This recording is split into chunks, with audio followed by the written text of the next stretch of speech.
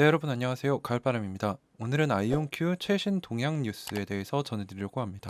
그래서 첫 번째로는 QIP 2022라는 곳에 아이온큐가 참석을 했고요. 두 번째로는 APS 연례회의라는 곳에 이제 아이온큐가 참석을 해서 그간의 연구 결과들을 발표를 했습니다.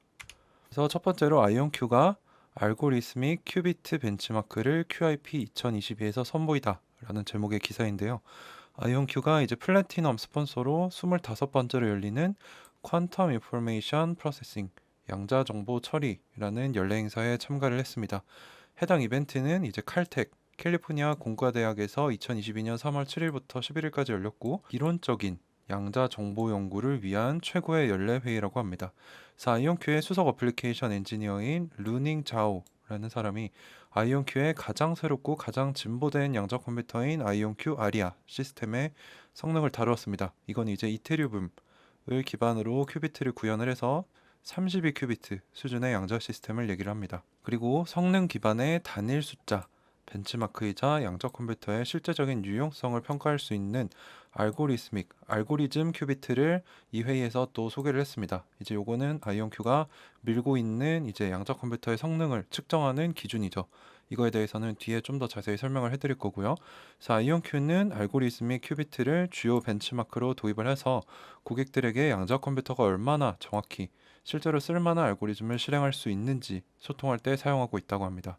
그리고 이 단일 숫자 기준은 QEDC, 이제 양자 경제적 개발 컨소시엄. 이게 이제 2019년인가 18년에 이제 트럼프 정권에서 양자 이니셔티브 법안을 통과시킬 때 만들어진 산업계 학회의 컨소시엄입니다. 그래서 여기서 수행한 독립적인 양자 컴퓨팅 업계 전체 연구에서 수립된 알고리즘 지향적인, 즉 알고리즘을 실제로 돌렸을 때 얼마나 쓸만한 결과가 나오느냐라는 이 벤치마킹 연구 결과에서 파생이 됐습니다. 그래서 아이온큐 아리아는 20 알고리즘 큐비트 수준을 가지고 있고 550개 정도의 게이트 이상을 포함하는 양자 회로를 성공적으로 실행할 수 있습니다. 이거에 비해서 초전도체 시스템은 단지 수십 개 수준의 회로 550 vs 수십 개니까 아이온큐가 훨씬 이제 알고리즘을 실행했을 때 유용성 측면에서는 경쟁사들을 크게 앞지르고 있다라고 이제 아이온큐는 주장을 하고 있고요. 아이온큐의 수석 과학자인 도미닉 위도우스라는 사람은 이것뿐만 아니라 양자 자연어 처리 NLP라는 분야에 대한 그의 팀 연구를 발표를 했습니다. 이제 NLP는 Natural Language Processing이라고 해가지고 자연 언어 처리라는 의미입니다. 여기서 자연 언어는 이제 컴퓨터만 알아들을 수 있는 언어를 얘기를 하고요. 그래서 컴퓨터와 인간 언어 사이에서 상호작용하는 기술로 AI, 인공지능의 핵심 기능 중 하나라고 합니다. 그래서 검색 엔진과 언어 처리 뒤에 있는 수학의 대부분은 양자역학에서 사용되는 수학과 동일한데 이제 NLP 연구자들이 과거에 그랬던 것처럼 양자 이론의 모델을 그냥 빌려오는 게 아니라 자체적인 NLP 모델을 만들고 있다라고 합니다. 뭐 이 부분에 대해서는 저도 자세히는 모르지만 뭔가 이 양자 분야에서 다른 것도 하고 있다. 뭐 이 정도 수준으로 이해를 했고요. 다음은 이제 아이온큐 아리아 시스템의 알고리즘 큐비트와 게이트 수는 어떻게 측정하는지에 대해서 좀 설명을 해드리겠습니다. 그래서 아이온큐 아리아의 다양한 벤치마크 알고리즘의 결과를 보여주는 그림인데요. 여기서 동그라미가 여러 개가 있죠. 각 동그라미는 실행된 알고리즘을 나타내고 동그라미의 색깔, 뭐 파란색부터 빨간색까지 있는데 이게 이제 성공할 확률을 뜻을 합니다. 그래서 파란색에 가까울수록 성공 확률이 100%에 가까운 거고 빨간색에 가까울수록 성공 확률이 0%로 떨어진다. 그리고 여기 보이는 회색 직사각형이 있죠.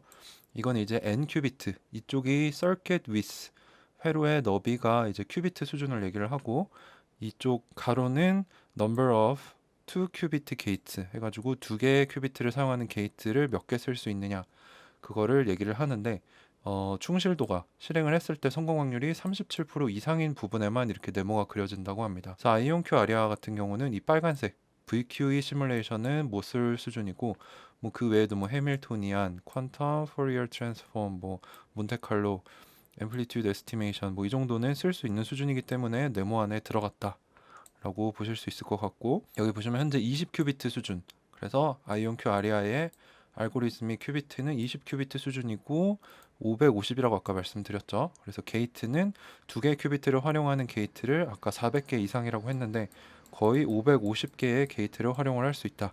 그래서 요거를 포함을 해서 성공 결과가 37% 이상인 성공 확률을 보여줬다. 이제 이걸 어떻게 보는지 좀 이해가 되셨죠? 자, 다음은 아이온큐가 APS라는 아메리칸 피지컬 소사이어티 연례회의 2022에서 다양한 그간의 연구 결과를 발표를 했습니다.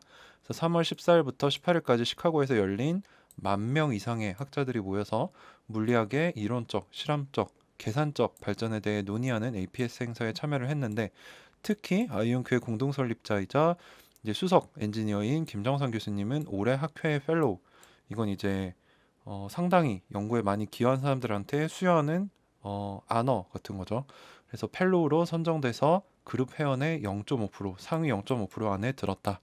그래서 제가 이런 것들을 계속 보면서 아이온큐의 기술진이 기술력이 있구나. 이건 이제 학계에서도 또한 산업계에서도 받아들여지고 있는 뛰어난 기술력이구나라고 판단을 이런 것들을 보면서 하고 있고요.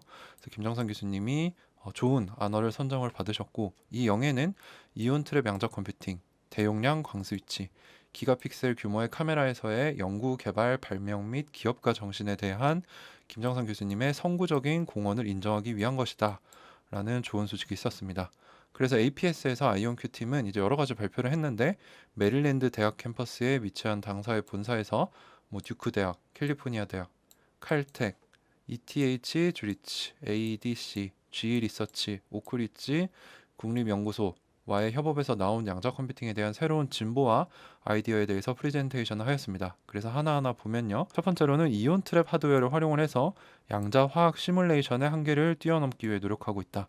그래서 아까 보셨던 루닝 자오라는 분이 오크리지 국가연구소와 협업으로 VQE 알고리즘이라는 양자 알고리즘을 활용을 해서 아이온큐의 충실도도 높고 11큐비트, 이건 이제 이전 세대 시스템이죠. 여기서 이온 트랩 양자 컴퓨터에서 활용한 연구 결과를 발표를 했는데, 금속 수소 화물과 같은 복잡도가 좀 떨어지는 소분자 시스템을 정확도 있게 시뮬레이션을 했다. 그래서 이 금속 수소 화물에 대한 연구는 앞으로 배터리 및 수소 동력 차량용 수소 저장을 포함한 기술 개발에 도움이 될 수 있다.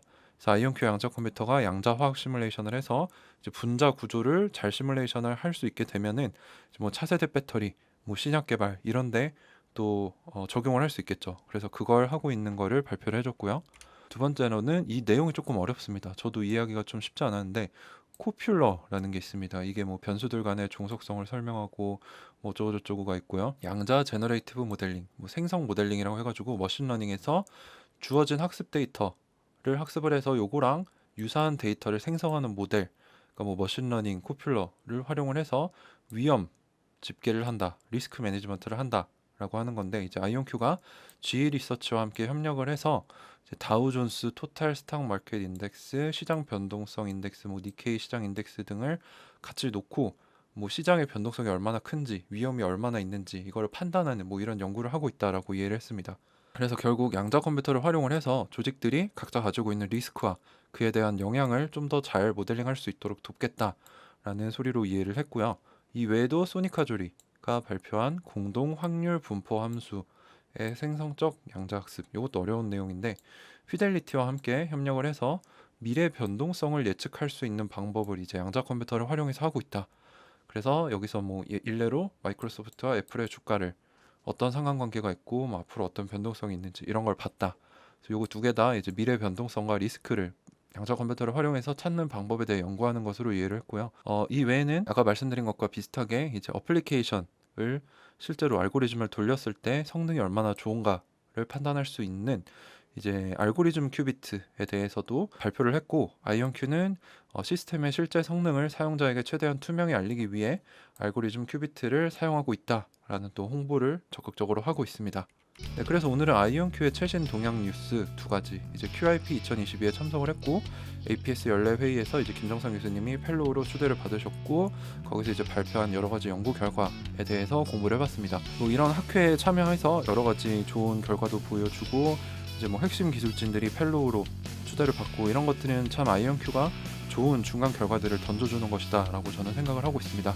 그래서 아직도 한 주도 매도하지 않고요, 13,000주 좀 넘게 홀딩을 하면서 지속적으로 뭐 하락장이지만 꾸준히 아이온큐 투자하고 있습니다. 네, 여러분들도 하락장 힘드시겠지만 잘 견뎌내다 보면은 반드시 좋은 결과가 있을 거라고 저는 믿고 있습니다. 네, 오늘도 끝까지 영상 시청해 주셔서 감사드립니다. 가을바람이었습니다.